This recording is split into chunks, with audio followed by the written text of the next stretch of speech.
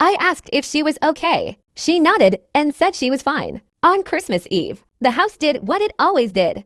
Cooking, cleaning, wrapping, loud music. My mother kept checking the fireplace, not the stockings, the fireplace itself. There was the small matter of my birthday as well. By then, I was used to it being treated like an afterthought. We cut a small cake like we always did, just the four of us. My sister made her usual jokes whenever my mom was out of earshot. After dinner, I went into the living room to turn off the lights and noticed something. The red stocking sagged, just slightly, like something had weighed inside. I stood there longer than I meant to, telling myself it was nothing. Old fabric, a loose hook, but it kept pulling at my attention. I went into the kitchen and asked my mother, casually, if she had put something in the extra stocking this year. She stopped moving, did not turn around. Don't, she said. I waited. Then, quieter, don't touch it. Her voice stayed calm. Her hands did not. One of them gripped the counter hard enough that her knuckles went pale. I should have listened. I went upstairs and got into bed, annoyed with myself for even caring. A stupid stocking.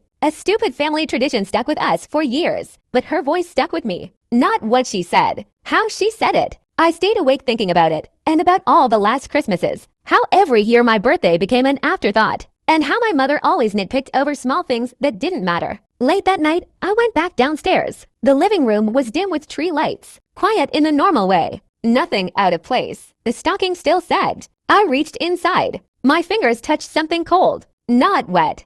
Not sharp. Just cold in a way that didn't belong in a warm house. I pulled out a small cloth bundle tied with string. My heart started racing. I told myself to stop. Instead, I untied it. Inside was a hospital bracelet. Tiny.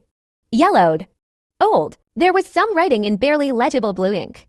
A date. I could make out December, but not the day or year. The ink was smudged. There was also my last name, but not my first name. A different one. I stared at it until my vision blurred. I reached back into the stocking. My fingers brushed a newborn mitten, so small it barely looked real. Then another. I didn't hear my mother come down the stairs. I only noticed her when she spoke. Put it back. Her voice was flat.